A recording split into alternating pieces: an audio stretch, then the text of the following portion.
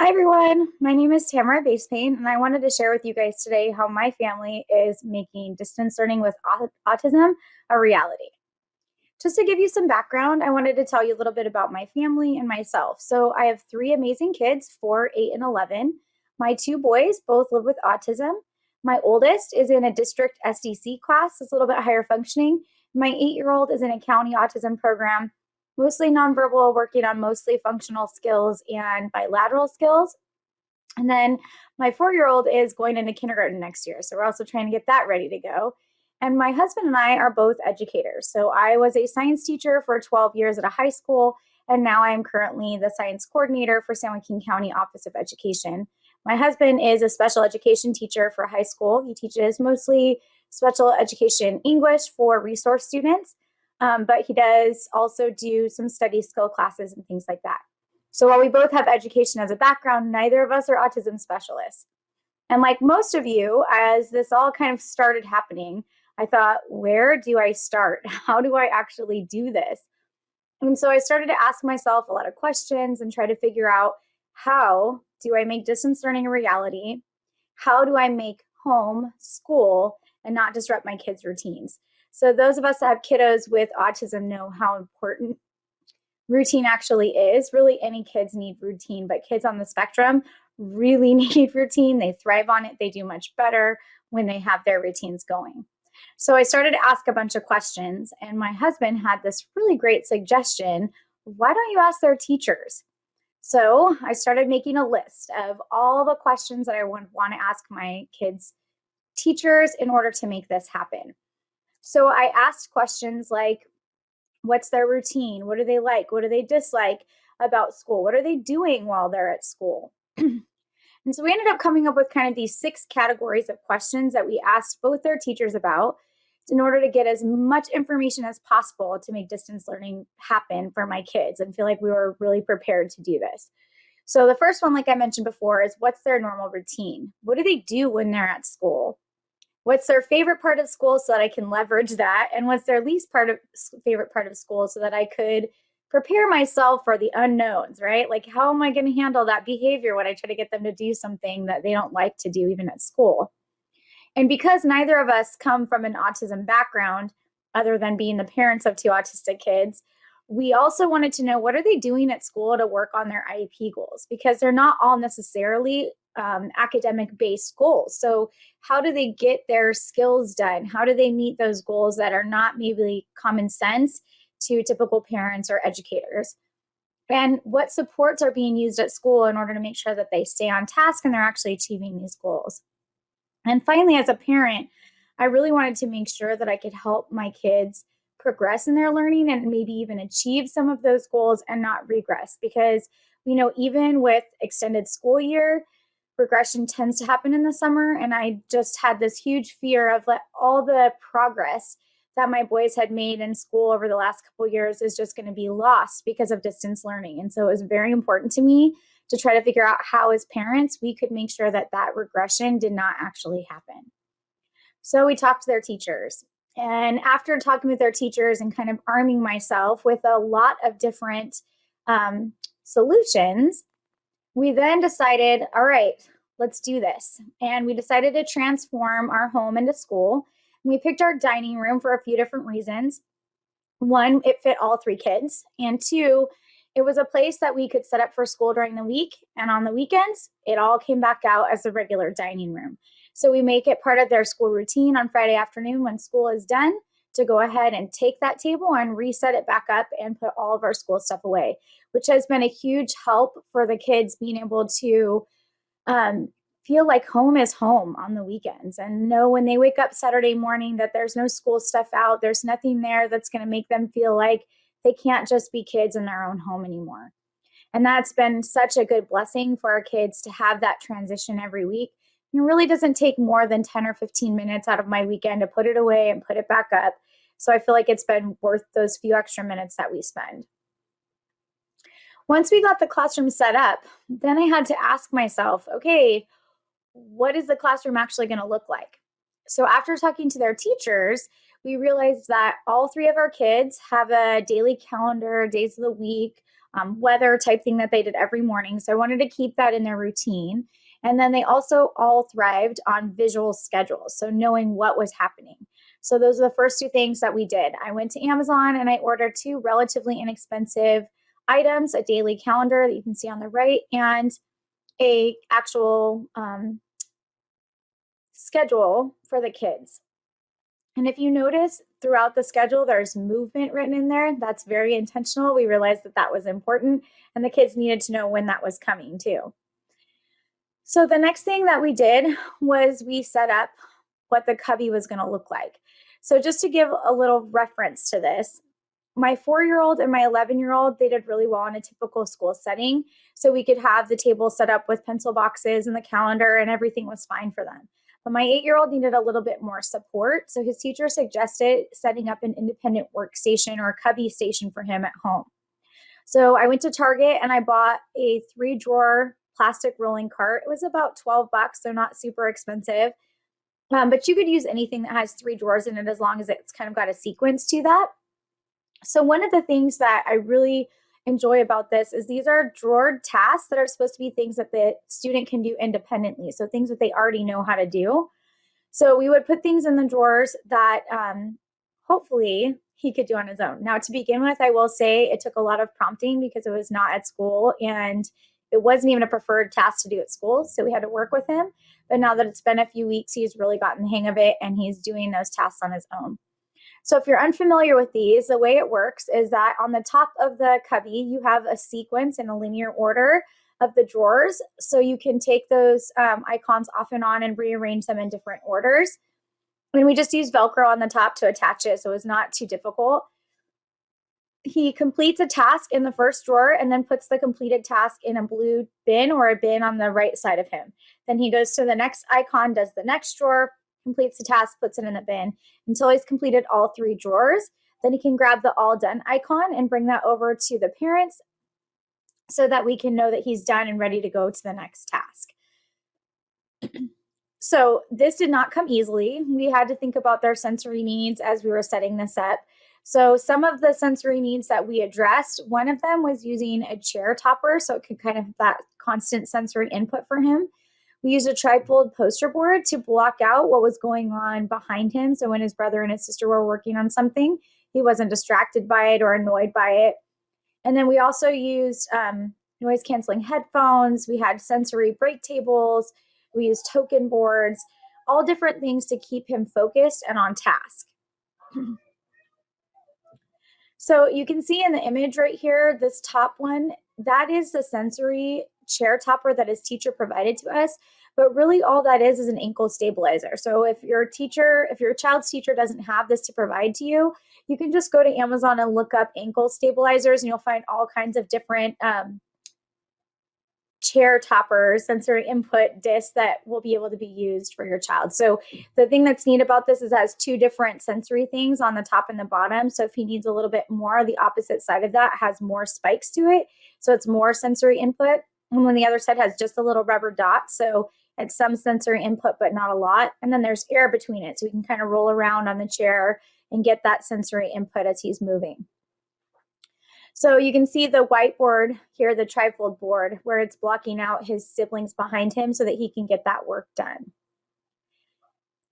The other thing that I wanted to point out was how did we keep him focused when he was at this task? So in order to do that, we used a token board. So a token board is something he was familiar with. He was already using it at school with his classroom teacher.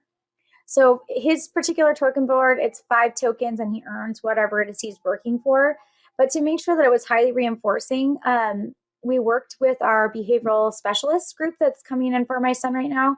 I say coming in, it's a Zoom meeting right now. But one of the things that they suggested to make this work better was to give him choice in the tokens that he could choose from to decide what he wants to work for at that moment in time. And it makes it a lot more reinforcing for him because he picked what item he's working for. So some of them are edibles, some of them are sensory input, some of them are preferred toys. And I do limit sometimes. So let's say it's 9 o'clock in the morning and we're just getting started. I don't necessarily want him eating Starburst at 9 in the morning. So I have him choose from things that I'm okay with. So a puzzle or Play-Doh or his potato head. And then he can earn those other edible items throughout the day as it becomes more appropriate for him to do that.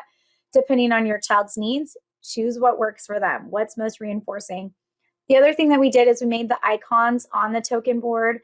Iron Man, it's one of his favorite characters, so it's fun for him to be able to put them on.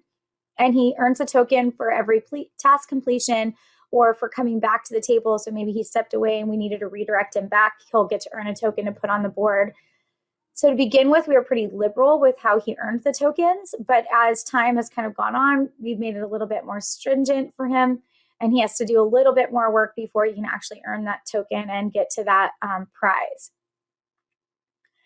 So what we do in order for keeping all three of them really on task is we actually started using sand timers. So let's say, for example, with my 8-year-old, when he earns his token board prize, we don't want him doing that forever. So we'll use the 5-minute timer. He gets 5 minutes to eat his little snack or 5 minutes to play with his toy. And then he comes back to the table and begins working again. Sometimes it's that he completed all 3 drawers, which is a big ask. So then we'll give him a 10-minute break to go out and play and move. And these are in addition to movement breaks as they're needed. And then the 1 and 3 minute timers are used more like transitional timers. So you get 3 minutes to run around before we start our next paper activity. Or I can tell you're really frustrated. Let's take a 3-minute rest break, go do something else, come back to whatever it is you're doing. But all 3 of them have become super useful for all of my kids. So we do love sand timers in our house. All right. So with my oldest, one of the things that they're working on for school is called zones of regulation, which is really just all about learning about our feelings. And with kids on the spectrum, we know that it's hard for them to identify what they're feeling, what others are feeling, and having that empathy. So they're really working on this to try to help them to identify what they're feeling for that day, how they can address what they're feeling, and how they can actually use that to get back on task. And I love this because not only did I take the time to create them, and I pulled some of the images from the internet, can't take all the credit, and I got some of the tools that they can use for my son's teacher. But what I love about this is when my son logs on to his class every day, his teacher is still asking them, how are you feeling today? What color are you today? And they talk about their feelings. So he's got all of these right in front of him to be talking about it. And it actually turned out to be a great resource for my 4-year-old who is trying to figure out her little emotions right now and talking about how she's feeling and what tools she can use. So it's been good for everybody. And even myself sometimes when mommy needs that 5-minute mommy break because I've got a frustration level getting a little bit too high. So that comes down to what are they actually doing then? Because kids with autism, their classroom work is not like a typical academic skill. Some of them might be, but for my 8-year-old, I knew for sure he wasn't going to be just working on academic skills. Okay, so if they're not working on typical academic skills, what exactly were my kids working on that were addressing their IEP goals and also helping them to meet those academic skills? So the first thing that we wanted to do was, again, to keep with what the kids were already doing at school, which is their daily calendar and agenda. So all of my kids were actually doing this in school. My son's teacher was actually kind enough to provide a calendar for the last 2 months of school that they were out. I just simply made copies of them so that my 4-year-old could do it with him as well. My 8-year-old, this is a little bit higher skill than he's able to do. So he says the days of the week with us and he follows along, but he doesn't have the handwriting skills yet to write the numbers down and to color in the spaces just yet. So along with the morning routine of what was happening, my 11-year-old is working on a lot of academic skills. He's starting to get caught up to somewhat close to grade level, but also we wanted to work on safety skills. And one of the things that concerned me was that they still didn't know their phone number and their address and things that they'd worked on in younger grades. So his teacher created this document which had his phone number and address on it. And you could see the index card here at the bottom. This index card actually on the other side of it has our address and our phone number there. So he just practices printing them. And then the little phone icon that's at the bottom, he can actually practice, using his fingers to touch the number at a press call. In case he was to ever need to get a hold of us, he has a way to do that. And my 4-year-old actually was so excited about it, she wanted to do it too. So we actually have both of them doing it now. So it's kind of a win-win for both of us. And then on the other side, these are just typical skills. My son tends to write in capital letters, so we're really trying to focus on writing in lowercase.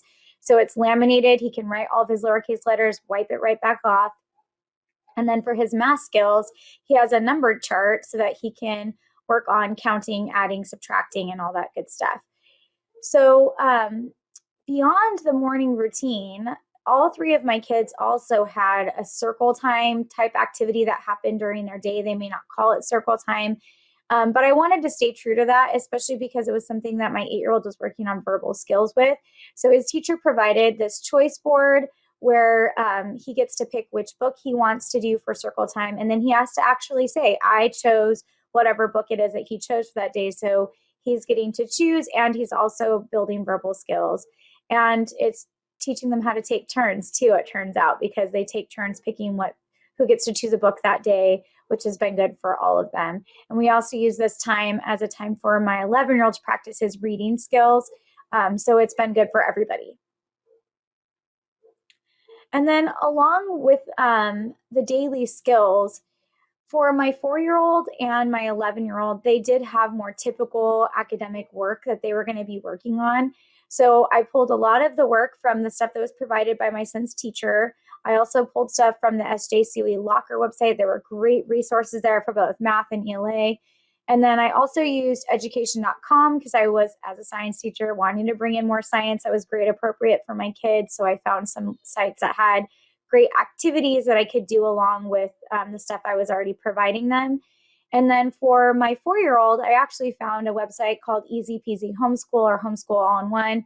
And what was great about this is everything was set up by grade level, by unit, and I just printed everything out, and I would end up being able to use a lot of it with all three of my kids. So thank you for that free resource. And then there were a lot of other things that were provided by the speech and language therapist and the adaptive PE teacher as well. So when I decided what work they were going to be working on, I did try to focus on what were their goals that they were working on at school and not try to pull in too much extra to overwhelm them. So you could see the goal chart on the one side. And then to keep myself organized with 3 different kids with different levels of work that they're working on, I put together daily work binders and I organized it by subject. So I have math, science, history, English, and I just pull from those each day and combine them together where I can, so that it's, maybe it's a science and an English lesson together. So they're writing about something that they saw, or describing or drawing something that they experimented with mom for the day. And then we also wanted to make sure that we're addressing their specific IEP goals. So in order to address the IEP goals, my son's teacher sent home these data charts that said exactly what the goal was and an example of how to fill out the data sheets. So I pulled from the work that she provided and the work that I had found on my own, and pulled together worksheets. I hate calling them all worksheets, but a lot of them were, to get them to actually work on their goals. So for my oldest, it was actually pretty straightforward to keep him working towards some of his IEP goals when they specifically address like ELA or math. And then one of the things that I love more than anything right now is that my son is actually getting to have daily class check-ins through Microsoft Teams with his teacher. So they have specific times that they log in. She has it small group, so there's only 4 students and her that are there. They get to talk to one another. They do practice their daily classroom routines. They do a little bit of learning, reinforcing stuff that they were doing before he went out to distance learning. And what's great for me as mom and as a teacher, I listen into what she says to him. So when I'm trying to explain something to him, I try to use the same verbiage that the teacher uses. And that actually was super helpful because I found out that we were doing things differently than they were doing at school. And being able to watch what the teacher does and then change my moves as mom, the teacher, to help him out made both our frustration levels decrease. So when you get the opportunity to listen in on their teachers, please do that. And then with my 8-year-old, I wanted to think about what his skills were specifically that he was working on. And while his academic skills were more pre-writing skills, they're not necessarily number and math skills and true ELA skills like you were seeing with my 11-year-old. One of the things that he's working on in his goals is bilateral skills. So meaning being able to take his 2 hands and do something together with them. So his teacher was great and provided a bunch of different activities that he could do. So we didn't have to do the same thing every day to work on these skills. So one of them was stringing beads on pipe cleaners. One of them is taking a clothespin and putting it on a matching colored popsicle stick. So you have to have the two hands to pinch and hold it together. We also had putting erasers on pencils. We had stringing a board, which was an activity we already had at home. It was like a quiet church activity that we just adjusted to use as a bilateral skill for my son. And then this pegboard ended up becoming something both my 4-year-old and my 8-year-old like. It turned out being a much tougher skill than my 8-year-old thought, because we were doing color matching as well as having to get the peg within the hole. So it was kind of two academic skills that we were working on, and just trying to build those fine motor skills for him. And then in addition to those things, I did want to leverage what we already had in the house instead of trying to create something brand new. Before we were able to get all of these resources from his teacher, I created file folder activities, which if you do a Google search for that, you'll find lots of different examples for free that you can put together. And I didn't use file folder. I just used cardstock that I laminated and taped together. So there were body parts, color matching, matching uppercase and lowercase letters, ice cream counting, anything that I could find that I knew he was capable of doing, and turned out was actually really good skills for my 4-year-old as well, getting ready for kindergarten. So they actually both use these file folder activities. And because they're laminated, they can be reused over and over and over again. The other thing that we did is categorizing items.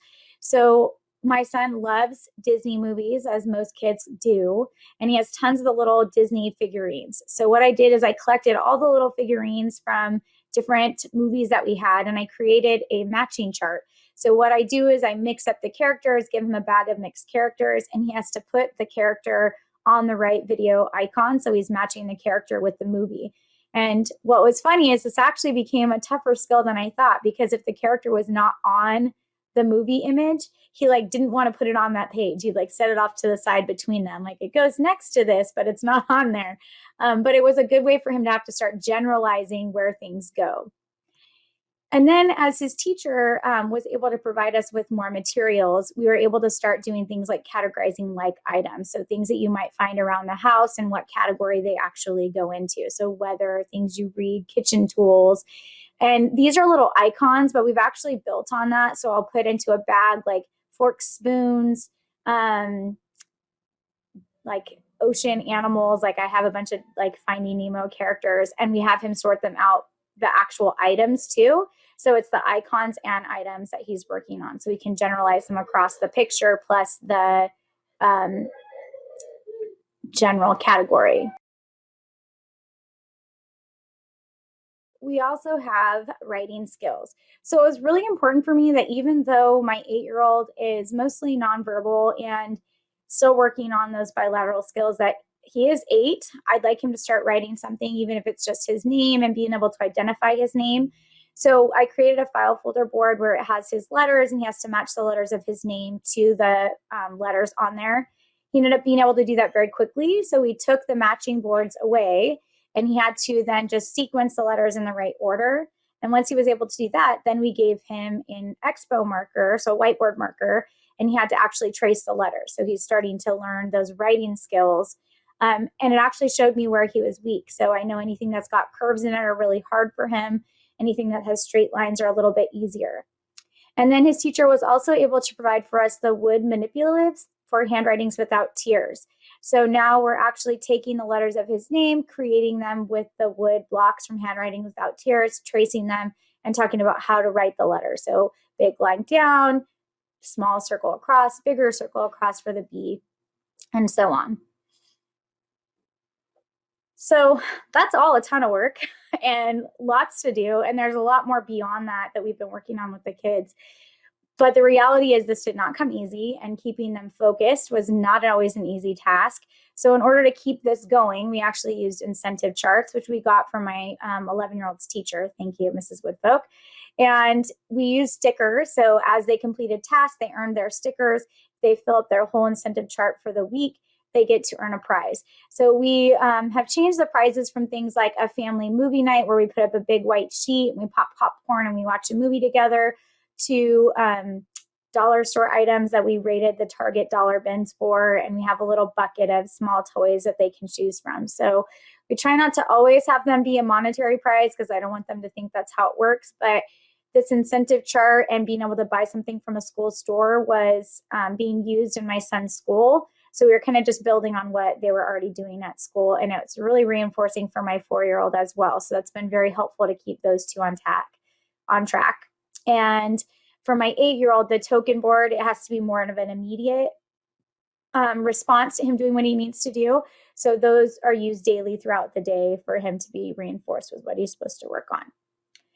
And with all of that, we realize this very important thing, that movement is an absolute must. Kids cannot sit still that long. We have to get them up and get them moving. So we built in a lot of movement breaks throughout the day, anything from using wheelbarrows to jumping jacks to running in the backyard or playing t-ball, going for a walk. Just get them up and moving, and it kind of helps get all those wiggles out and gets them refocused and back to the task at hand. So with that, what are my kind of last pieces of advice for parents that are trying to make this work? I think the first piece of advice that I want to give you is to be patient. Be patient with yourself, be patient with your child. This is literally an unprecedented event that has never happened before, and everyone is trying to figure this out along the way. So be patient as you guys are trying to figure this out. Take breaks when it's needed for both you and them. If being super structured all day doesn't work for your kid, do something different. Find what works. Find that routine that's going to make things happen. If you have to take every other day off, do that. But find what works for you guys. And I know for us, making the day structured but fun has become really important. So there has to be a knowledge of what's happening every day. There needs to be a structure of, we're going to do math at this time, we're going to do science at this time. But have fun with it. Do what you can. You know, for Easter, we brought out the colored robin's eggs, and they use those for the counting activity for that day, and they got to eat them afterwards. So have fun where you can with your kids, because remember, you're still mom and dad, and they need to know that this is going to end eventually. This is just a temporary fix, right? And one of the biggest things that I just want to say is ask for help when you need it. You know, if I hadn't talked to my son's teachers, if I hadn't contacted our regional center and asked them for help, I don't know if we would have been able to make this all happen. So places that you can ask for help, in case you're wondering, beyond your child's teacher, contact your local regional center. Let them know that you're struggling. Let them know that you need help. Contact your district office and ask what support can they provide you, or your local county office of education. Talk to their support providers. Just because they're not in school anymore does not mean that occupational therapy or speech and language therapy can't happen. Find a way to talk to those people to make sure that they're getting the support that they need. And not everything has to cost a ton of money. I found an amazing website where somebody went through and showed a bunch of different ways to make do-it-yourself sensory needs at home with everyday items that you probably already have in your house. So check out that tiny URL if you're struggling with how you can support those sensory needs at home. And utilize your online support groups. So if you haven't checked out autismspeaks.org, I really recommend that you do. They've got great tips for parents. If you're struggling with specific behaviors, they've got a ton of different resources on how to address those behaviors.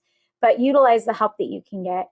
And of course, I just need to give a quick shout out to my son's teachers. So thank you so much to Mrs. Medeiros and Mrs. Woodfolk for making distance learning happening for my kids and for providing all the support that you do during the regular school year. And even right now, we could not be doing this without you.